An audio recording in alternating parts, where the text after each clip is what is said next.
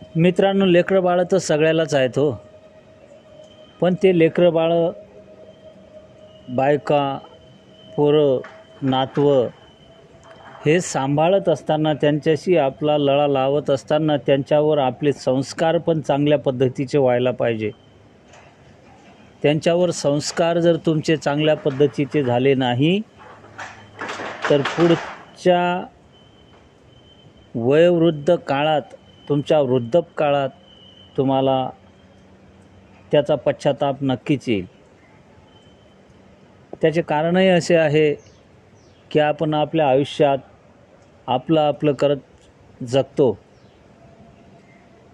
माझी बायको, माझे लेकरं, माझी नातवंड एवढ्यातच आपण जीवन जगतो.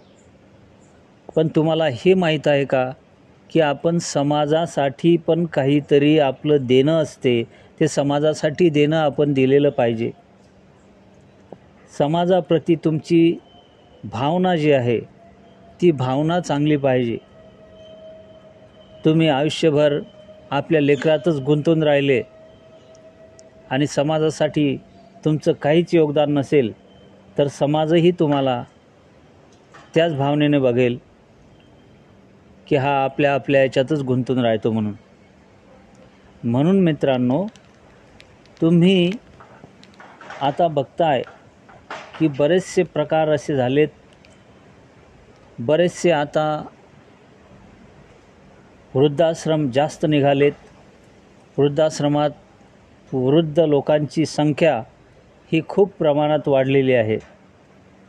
त्याला एकच कारण आहे की तुम्ही आयुष्यभर आपलं करत बसले आणि त्या मुलांवर जे संस्कार तुमचे होते ते संस्कार तुम्ही चुकीच्या पद्धतीने टाकल्यामुळे तुमचे मुलं तुम्हाला तुमचं वय झाल्यावर सांभाळत नाहीत. आपण कित्येक ठिकाणी असे उदाहरणं बघितले की त्या मुलाने आईवडिलांना घराच्या बाहेर हाकलून दिले.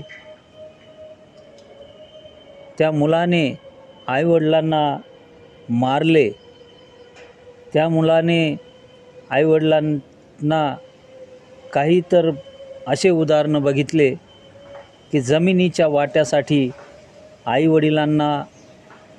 आईवडिलांचा जीव घेतला. असेही उदाहरणं आपण बघतो. त्यामुळे आपण कशा पद्धतीने जगतो, कशा पद्धतीने जगायला पाहिजे हे आपण समजून घेणे गरजेचे असते. अहो, तुम्ही कमावलेलं कितीही असू द्या, ते कमावलेलं तुम्ही सोबत घेऊन जाताय का? तुमची गाडी आहे, तुमचा बंगला आहे करोड रुपयाचा, पण त्याचा तुम्हाला काय फायदा? तुम्ही ते सोबत घेऊन जाऊ शकत नाही.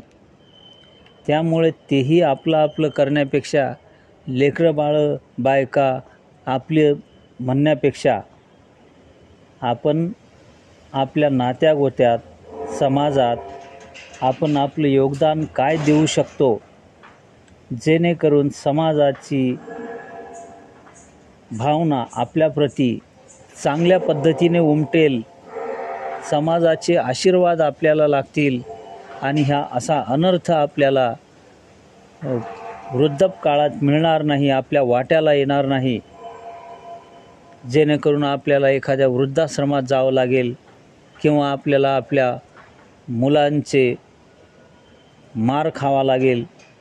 असा प्रकार आपल्यासोबत घडणार नाही. त्यामुळे तुम्ही लक्षात घ्या की जीवन जगत असताना आपण आपलं करण्यापेक्षा आपण समाजासाठीही झटलं पाहिजे, समाजाचंही कार्य केलं पाहिजे, समाजालाही जवळ केलं पाहिजे.